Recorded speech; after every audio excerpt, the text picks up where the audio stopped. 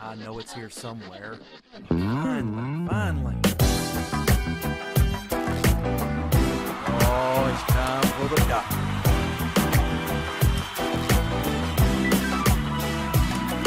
You're listening to Dr. Bill, the computer curmudgeon. Take it away, Doctor. Well, it's that time again, and the doctor is in. It's time once again for Dr. Bill, the computer curmudgeon. We finally have another show. I know some of you are out there going, where'd he go? Where'd he go? But I'm here. I just had problems with a tooth. It was having issues. And they put me on hydrocodone. So I wasn't actually in a mood to do a show, you know what I mean? So anyway, the chompers are all good now. Maybe it will help my speaking problem of when I try to say things and things get confused. Yes, Fred, I know. My teeth won't have anything to do with that, will it? Okay. Anyway, we are proud members of the Tech Podcast Network, techpodcast.com. If it's tech, it's right here on Dr. Bill, the computer curmudgeon. We are also proud members of the International Association of Internet Broadcasters. Yes. I just like doing that, as you know, if you've been watching any length of time. By the way, hi there, guys. All of you who have recently joined our ranks of strangeness. Yes, I've seen several new YouTube subscribers lately. And I'm thinking to myself, do they know what they're in for? Ha ha ha. Yes. Well, let me give you a few little hints and tips about this show in order to understand what's going on. First of all, I am Dr. Bill, the computer curmudgeon. A curmudgeon, you can think of a curmudgeon as somebody that's kind of old and cantankerous, that's opinionated. Yes, I am opinionated. Old, not really. I mean, you know, I'm 59, so I'm not that old. Okay? Particularly these days. You know, I'm shooting for 120, so, hey, not even middle-aged yet. Anyway, the point is that... I had a point there. I know I did. Anyway, the point is that I do occasionally pontificate upon things that have, I don't know if I want to say controversial, but at least opinionated viewpoints. Yes. One of the things that I like to do is bash Microsoft, because who doesn't like bashing Microsoft? You know what I mean? They're the evil empire. So you should know that. You should also know that I work with a guy at my regular secular job. You know, the ordinary regular job you do every day, which would be out in the business world. I am a systems architect. Sounds highfalutin, doesn't it? It just means that I'm the one they come to when things break, and everybody's scratching their heads going, how did that work in the first place? They call me, and I make things up. Anyway, I've got a guy that works with me who I will call Jim Bob, but not his real name, because it's not his real name. And he has drunk the Microsoft Kool-Aid completely, purple lips and all, and he, therefore, and I disagree on Microsoft being the evil empire. He thinks Google's the evil empire. I think Google is trying not to be evil, but they occasionally slip over into evilness. Yeah. But most of the time, I think Google is safely non-evil. At least that's their intent. Microsoft, I think, is intentionally evil just because it's fun. You know, kind of a Darth Vader kind of evil, you know? Sippy. Yes. So anyway, that kind of explains the whole format of the show. And also, I should not forget, my dear friend, Fred. P-H-R-E-D, Fred, who is an imaginary friend.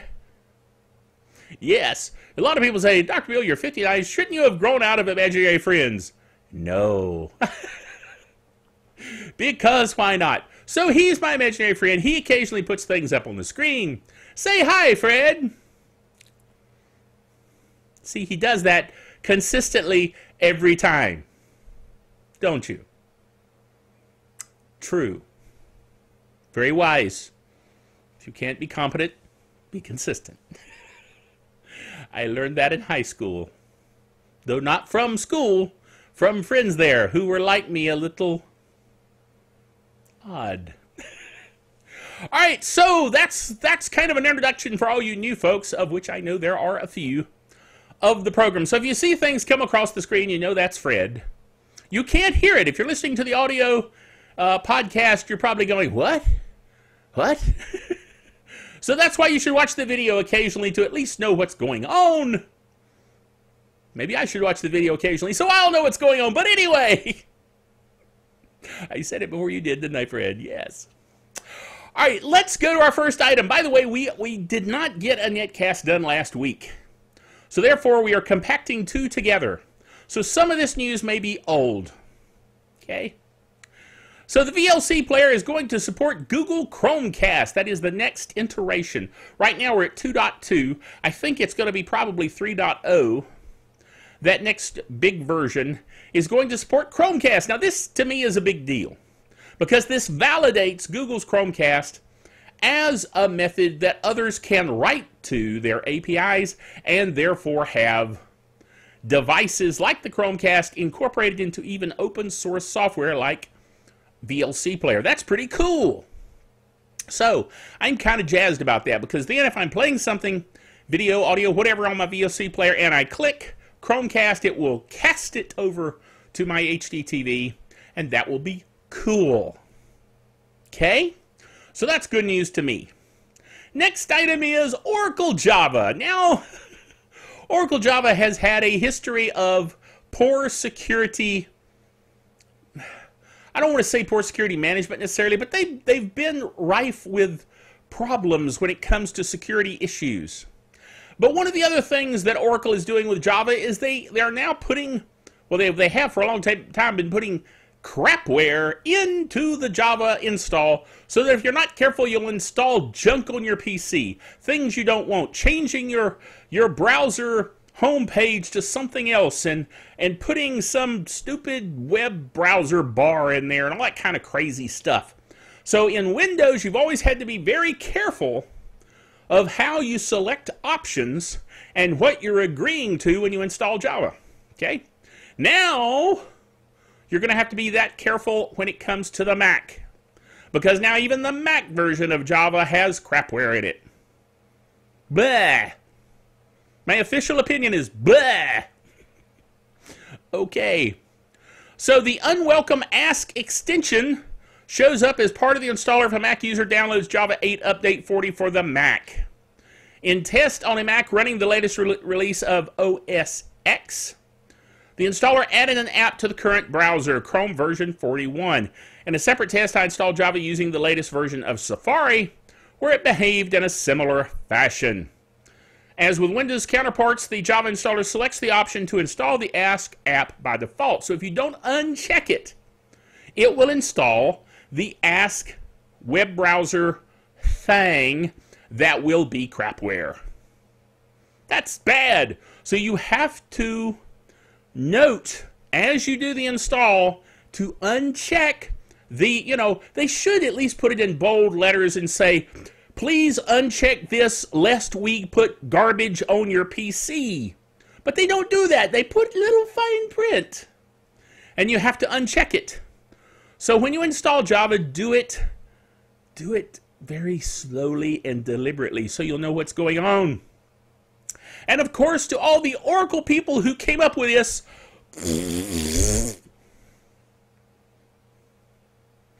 one should not raspberry into a condenser microphone.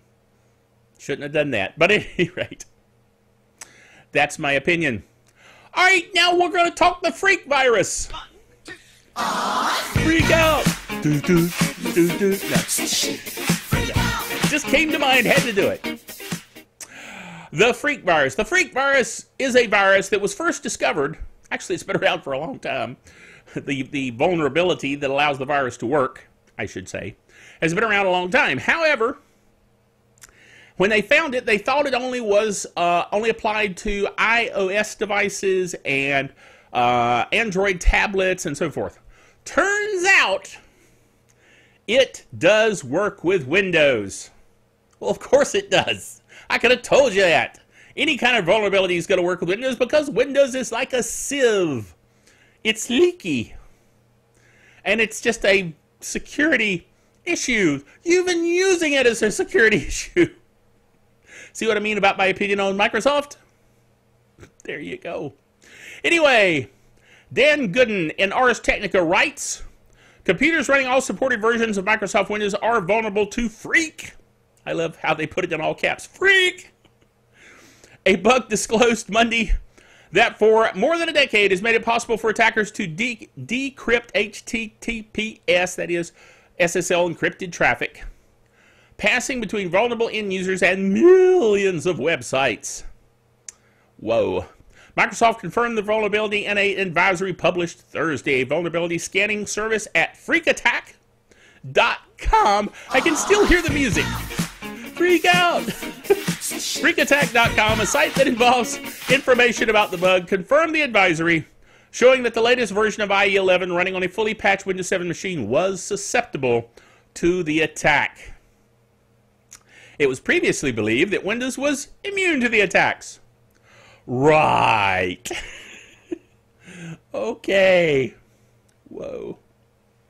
In other news, Sony PlayStation 4 has sold 20.2 million units. In other words, a lot.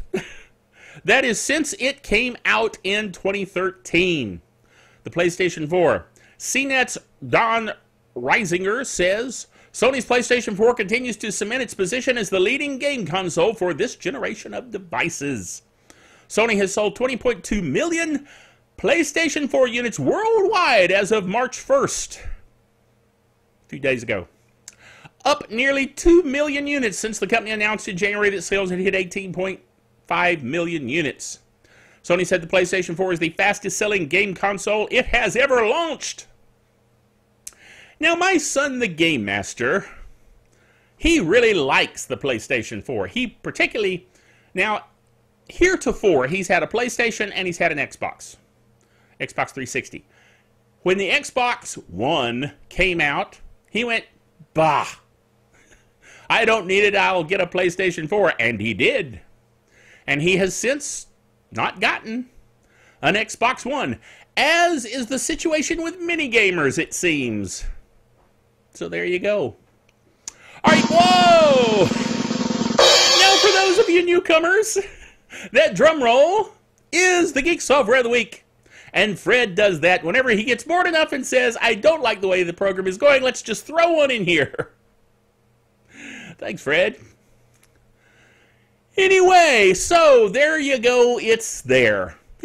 The Geek Software of the Week. What is the Geek Software of the Week? This is a very unusual Geek Software of the Week. Normally I find some strange, obscure, freeware, open source thing to mystify you and amaze you. Well, that may be overstating it a bit. Some have been better than others. But I got to thinking, what are free, freeware things that I use all the time that I haven't used as Geek Software of the Week? And it occurred to me, whoa! The free Kindle Reading App. Now you may say, Dr. Bill, wait a minute, that's entirely cheating. And I would agree with you, it is kind of cheating. But, this has been an unusual couple of weeks. So we're going to throw an unusual one in there. By the way, Fred, don't let me forget to talk about Leonard Nimoy. Okay? Just say it. All right. See, I tell Fred things like that, and that way he can remind me in the middle of things if I get confused and start talking about other things. Right? Yes. Geek Software of the Week, the free Kindle Reading App. Okay. Now, the cool thing that I like about the free Kindle Reading App is you have it on your PC, your Mac, whatever. You can have this free Kindle Reading App, and if you're reading there on your PC, and then you go to get your actual Kindle, and you start reading, it actually syncs your location. That's pretty cool. And it's a free app. It basically turns any computer you have, and tablet as well, and whatever, even your phone, dude. All your devices can have Kindle Reading App, and that means you can read your Kindle stuff wherever you are. And I like reading Kindle books, mostly Star Trek, which leads me into what Fred, see, yes, he reminded me about, finally, and that is Leonard Nimoy. Now, getting serious for a moment, Leonard Nimoy passed away last week. Yeah, I would have talked about it on the last show, except we didn't have a last show, so that's why it's carried over to this one. But the thing about Leonard Nimoy, I mean, Mr. Spock was a huge influence on me growing up. I was just a little kid watching the original series when it originally aired. I had a black and white TV, and I used to walk all the way to my friend's house, which was over a mile away, just to watch it on his color TV. I mean, dude, we would sit there and go, whoa. We were so excited about such cool, cerebral, as they call it, science fiction being on TV. And so I enjoyed watching Mr. Spock, Leonard Nimoy, playing Mr. Spock all those many years. And I finally got the opportunity to meet Leonard Nimoy. We had when I was going through college, now granted, my college days was 74 to 78. 1974 to 1978, all right? So I was at the University of North Carolina, Greensboro, and we had a club there called the Science Fiction Fantasy Federation. SF Cubed, we called it. And we invited Leonard Nimoy down to speak at one of our events. And so I got to actually meet him, talk to him, shake his hand. Dude, that was really cool. So it really kind of hit me when he passed away recently of COPD. And it just really struck me hard. I mean, kind of like with James Doohan when he passed away. I had not met DeForest Kelley, who has also passed away, but James Doohan I had met. I'd talked to him. He even did a video clip for me for a film I was doing, a video I was doing for work. It was kind of a humorous thing that we were doing for work, where we were doing a Star Trek Enterprise scene, and we had him do the Scotty bit. I cannot give you any more power, Captain. And so it was really cool, to meet him, talk to him, get to know him. And so when he passed away, it was like, man. And I felt the same way with Leonard Nimoy. I mean, it was like a family friend. So I really appreciate all that he did. And of course, he played Paris on Mission Impossible. He had a lot of other different parts. He played on Fringe. Had an interesting part there. All kinds of times that he was in all the Star Trek, well, not all, but some of the Star Trek movies, dude. So I really just found that, I don't know, it made me reflective, It made me feel like my childhood was really, truly fading away. You know what I'm saying? It was really frustrating. So, to his family, I say, you're in our thoughts and prayers, and I really appreciate all that Leonard Nimoy did. He seems to, now I didn't know him extremely well, I just met him the one time, but from what I hear, he was always a person who contributed a lot to people coming up, society and so forth, and just a good actor. And so I appreciate all that that Leonard Nimoy has done for us, our generation, in my case being the baby boomers, that came up with Star Trek. And the original series still has a special place in my heart. You know what I'm saying? It's one reason I'm so excited about Star Trek Continues. And I've talked about that in recent weeks, about Star Trek Continues. So just wanted to take the time to mention that and really share the fact that at least I did get to meet him and talk to him. It was really a tremendous honor to be able to have him come to our event at UNC. That was back, it would have been about 1977-78 time frame. He had just written the book a little before that, I Am Not Spock, and then he went back a few years later and wrote I Am Spock because he was having to deal with the fact that he'd been so typecast as Spock. People knew him more as Spock than they did as Leonard Nimoy. So kind of interesting that, and then just this week, actually yesterday, I heard that Harve Bennett, who's one of the directors of a lot of the original series Star Trek movies, had passed away. So, we're coming up next year on the 50th anniversary, and it just seems like we're losing some of the key people. You know what I'm saying? So I don't want it to be a downer for you. I didn't mean it that way, but just I wanted to give you some personal reflections on that. All right, Last item for this week is a YouTube video that I want you to check out. It's actually on the Dr. Bill blog. By the way, our blog is drbill.tv, as it says there on the screen. Thank you, Fred. And you can go to that blog and you can click on the YouTube video that I have posted there, Robots in Film. It's really fun to see, talking about history here, it's fun to see all the robots that have been in various movies all the way up through 2014. That doesn't include Chappie, you know, the new movie that's been released recently. But it has a lot of robots in movies. So check it out. All of us that are being nostalgic, it's a good place to be nostalgic. You know what I'm saying? So remember, until next time, that the Doctor is out of here.